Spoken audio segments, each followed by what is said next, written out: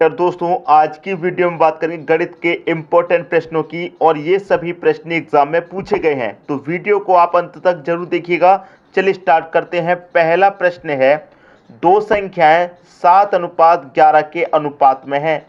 इनमें से प्रत्येक में 7 जोड़ने पर इनका अनुपात 2:3 हो जाता है। इनमें से छोटी संख्या कौन सी है? एसएससी 2010 में ये प्रश्न पूछा गया था। देखिए, मैं पहले भी आपको बता चुका हूं कि अनुपात का मतलब बटा भी होता है। तो इसका मतलब मैं 7:11 को 7/11 लिख सकता हूं। इसमें आपको कोई परेशानी नहीं होगी। ठीक है, 7:11 को 7/11 लिख सकता हूं। अब देखिए, यहां पर मैं क्या करूं, अगर इसमें भी a जोड़ दूं। ठीक है, समझ में आई बात दोस्तों? मैंने क्या किया, इसमें a जोड़ दिया और क्या करूं दोस्तों, इसमें भी a जोड़ दूं, तो क्या इसके मान में कोई फर्क पड़ेगा? बिल्कुल भी कोई फर्क नहीं पड़ेगा। देखिए कैसे, ये भाग में है, संख्या बटे में है, तो मैं इस a से इस a को काट सकता हूं क्योंकि ये मल्टीप्लाई में है। ठीक है भाई, ये 7 गुने a है, ये 11 गुने a है। a से a कट जाएगा, क्या बचेगा? 7/11। तो मैं यहाँ पर a और यहाँ पर a जोड़ दूं तो कोई फर्क है? कोई भी फर्क नहीं है। अब आगे देखिए क्या कह रहा है, इनमें से प्रत्येक में 7 जोड़ने पर हमें क्या करना है? 7 जोड़ना है। प्रत्येक का मतलब इसमें भी 7 जोड़ना है और इसमें भी 7 जोड़ना है। 7 जोड़ने पर इनका अनुपात कितना हो जाता है? 2:3। अनुपात कितना हो जाता है? 2:3। और अनुपात का मतलब आप जानते हैं क्या होता है? बटे होता है, मतलब 2/3 हो जाएगा। क्लियर? अब देखिए इसमें क्या होगा, क्रॉस मल्टीप्लाई हो जाएगा, बराबर है 3 सत्ते 21 ए हो जाएगा। क्लियर? प्लस 3 सत्ते 21 बराबर 11 दूने का 22 ए प्लस 7 दूनी 14। अब हम इसमें क्या करेंगे, ए वाले एक तरफ कर लेंगे। 21 ए है, इधर 22 ए। अगर मैं 21 ए को इधर ले जाऊंगा तो 22 ए में से कट जाएगा, सिर्फ ए बचेगा। और मैं 14 को इधर ले जाऊंगा तो 21 में से 14 कट जाएगा, 7 बचेगा। तो ए का मान कितना निकल के आ गया? आपका 7। आपसे प्रश्न में क्या पूछा गया है, इनमें से छोटी संख्या कौन सी है? आपका अनुपात कितना था? 11:7। ये आपका अनुपात था। पूछ रहा है इनमें से छोटी संख्या, तो जो अनुपात में छोटा होगा वही संख्या छोटी होगी। अनुपात में छोटा 7 है, तो 7 कमल पे 7 से कर दो, 7 सत्ते 49। ये क्या हो गया आपके प्रश्न का सही आंसर? 49 कहाँ दे रखा है? बी ऑप्शन में। ये आपके प्रश्न का सही आंसर हो गया। उम्मीद करूंगा कि सभी को अच्छे तरीके से समझ में आ गया होगा। अब देखेंगे अगला प्रश्न। अगला प्रश्न है, दो संख्याएं 1:3 के अनुपात में हैं। यदि इनका योगफल 240 हो तो इनका अंतर कितना है? एसएससी 2010 में पूछा गया। दो संख्याएं हैं, तो ये मैं पहली संख्या ले लेता हूं, ये दूसरी संख्या। दोनों संख्याओं का अनुपात आपको दे रखा है 1:3। ठीक, और इनका योगफल आपको दे रखा है 240। क्या दे रखा है? ये 240 योग। आप जानते हैं जब आपको योग दिया जाता है तो हम अनुपातों का भी योग करते हैं। 3 और 1 4, तो इस योग में अनुपात के योग से डिवाइड कर देंगे, कितनी बार जाएगा? 4 6 24 और 1 0 60 बार जाएगा। आपसे पूछ रहा है इनका अंतर कितना है? ये जो दोनों संख्या हैं, इनका अंतर कितना है?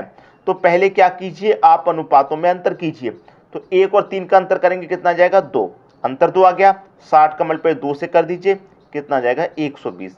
120 आपका अंतर आ जाएगा। ये आपका आंसर हो गया पहला ऑप्शन। चाहे तो आप अलग अलग संख्याओं को पता करके निकाल सकते हैं। 60 कमल पे मैं 1 से करूंगा तो 60, और 60 कमल पे 3 से करूंगा तो 180 हो जाएगा। और फिर आप दोनों का अंतर करेंगे, 180 में से 60 घटाएंगे तब भी 120 आएगा। तो आप डायरेक्ट अनुपातों का अंतर करके उसमें मल्टीप्लाई कर सकते हैं, आंसर वही आएगा। समझ में आएगी बात? अब देखेंगे अगला प्रश्न।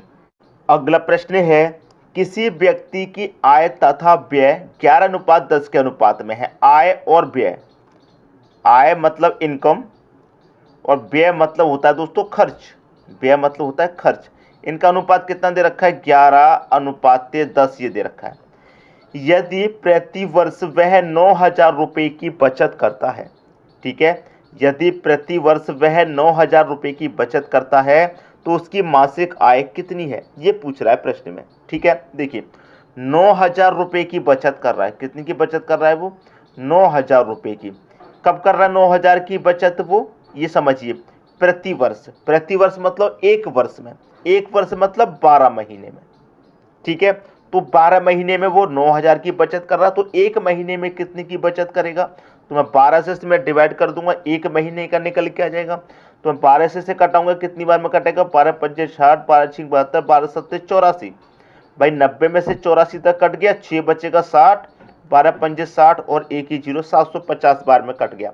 भाई एक साल में वो 9,000 बचा रहा, तो एक महीने में बचाएगा 750। ठीक, उसने पूछा है कि उसकी मासिक आय कितनी है। मासिक आय दोस्तों कितनी है? एक महीने की 11 अनुपात में, एक महीने की अनुपात में कितनी है? 11 है। और यहाँ पर एक महीने की जो बचत है वो कितनी है? 750 है। तो आपको करना क्या है, इस 750 का मल्टीप्लाई 11 से कर देंगे, आंसर आ जाएगा। 11 का मल्टीप्लाई 0 से करेंगे तो 0 ही रहेगा। 11 पच्चे 55 का 5 रहेगा, कैरी का 5, 11 सत्ते 77, 77 में कैरी का 5 जोड़ेंगे 82। ये आपका आंसर आ गया 8,250। उसकी मासिक आय कितनी है? 8,250, जो कि डी ऑप्शन में दे रखा है, बिल्कुल सही आंसर। समझ में आ गई बात? अब देखेंगे अगला प्रश्न। अगला प्रश्न है 7:11 के प्रत्येक पद में किस संख्या को जोड़ने पर अनुपात 3:4 प्राप्त होगा? 7:11, अनुपात का मतलब आप जानते हैं क्या होता है? बटा भी होता है, तो मैं 7/11 लिख सकता हूं। यहां पर कह रहा है कि किस संख्या को जोड़ने पर, भाई नहीं पता हमें कौन सी संख्या जोड़नी है, नहीं पता कौन सी संख्या जोड़नी है, तो हम के जोड़ लेते हैं। इसमें भी के जोड़ लेंगे और इसमें भी हम के जोड़ लेंगे। ठीक है भाई, प्रत्येक पद में कह रहा है तो इसमें भी जोड़ेंगे, इसमें भी जोड़ेंगे। तो क्या हो जाता है दोस्तों? इनका अनुपात 3:4। अनुपात का मतलब आप जानते हैं बटा भी होता है, तो ये 3/4 क्रॉस मल्टीप्लाई करिए, 4 सत्ते 28 हो जाएगा ये, प्लस ये 4 का मल्टीप्लाई के से करेंगे तो 4 के हो जाएगा, बराबर 11 त्रिक 33 हो जाएगा, प्लस 3 का मल्टीप्लाई के से हो गए 3 के हो जाएगा। ठीक है, अब देखिए ये 3 के है, ये 4 के, मैं 3 के को बराबर के इधर लेके आऊंगा, तो 3 के इधर आएगा तो 4 के में से माइनस हो जाएगा, सिर्फ और सिर्फ के बचेगा, बराबर 28 को इधर ले जाऊंगा, 33 में से 28 माइनस हो जाएगा, 5 बचेगा। क्लियर हुई बात? 5 बचेगा।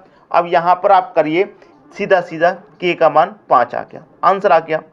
आपसे पूछ रहा था कि भाई किस संख्या को जोड़ने पर इतना अनुपात होगा?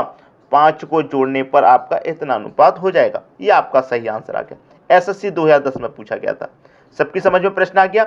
अब देखेंगे अगला प्रश्न। अगला प्रश्न है दो संख्याएं 3:4 के अनुपात में तथा एलसीएम 84 है, तो इनमें से बड़ी संख्या क्या होगी? दो संख्याएं हैं, ये मैं पहली संख्या ले ली, ये दूसरी ले ली, अनुपात इनका दे रखा है 3:4 और इनका आपको एलसीएम कितना दे रखा है? 84। 84 दे रखा है एलसीएम। मैं आपको पहले भी बता चुका हूं, अगर हमें एलसीएम दिया जाता होता है तो अनुपातों का एलसीएम लेते हैं, योग दिया जाता है तो अनुपातों का योग, अंतर होता है अनुपातों का अंतर करते हैं। समझ में आई बात? अब हमें एलसीएम दे रखा है तो हम अनुपातों का भी एलसीएम लेंगे, तो 3 और 4 का एलसीएम कितना हो जाएगा? आप जानते हैं 12, तो इस एलसीएम में अनुपातों के एलसीएम से डिवाइड कर देंगे, 12 सत्ते 84, 7 बार में जाएगा। आपसे पूछ रहा है कि बड़ी संख्या क्या होगी?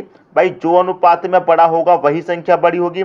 अनुपात में बड़ा कौन है? 4, मतलब दूसरी संख्या बड़ी है, तो ये आपकी बड़ी संख्या हो जाएगी।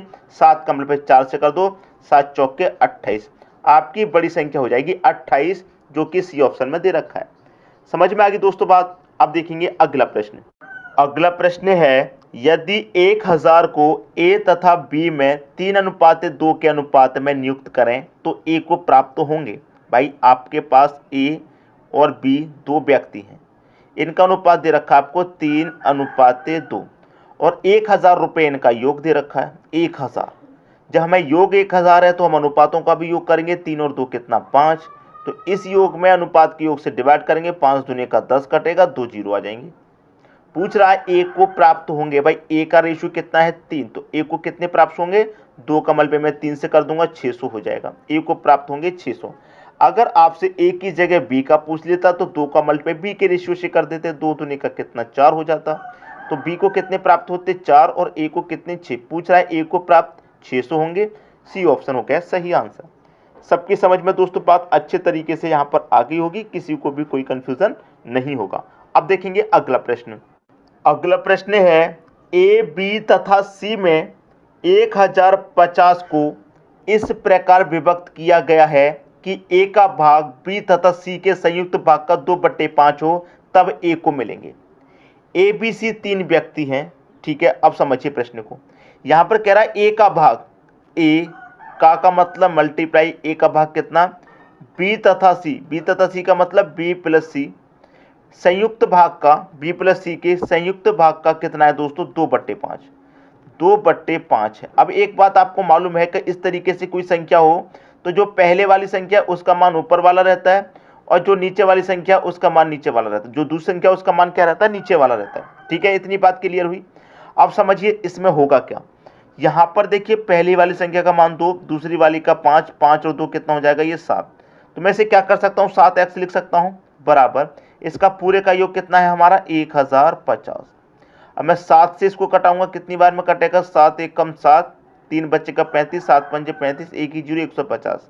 x का मान कितना आ गया, x का मान आ गया आपका 150। ठीक है, x का मान जब 150 है तो क्या करेंगे, इसमें भी 150 से गुना और इसमें भी 150 से गुना कर देंगे। तो ये कितना हो जाएगा, 150 का 2 से मल्टीप्लाई 300 हो जाएगा और 150 को 5 से मल्टीप्लाई 750 हो जाएगा। आपसे क्या पूछा गया था, a को मिलेंगे, तो a का रेशियो कितना था, 2, तो 2 से कितना प्राप्त हुआ आपको, 300, तो a को कितने मिलेंगे, 300 मिलेंगे और b और c दोनों को कितने मिलेंगे, 750। a को मिलेंगे 300, a का पूछा गया था, a को 300 मिलेंगे, b ऑप्शन हो जाएगा सही आंसर। उम्मीद करूंगा कि सभी की समझ में प्रश्न अच्छे तरीके से आ गया है। ठीक है दोस्तों, किसी को भी प्रश्न में कोई भी डाउट या कोई भी समस्या नहीं होगी। वीडियो देखने के लिए दोस्तों आपका बहुत बहुत धन्यवाद।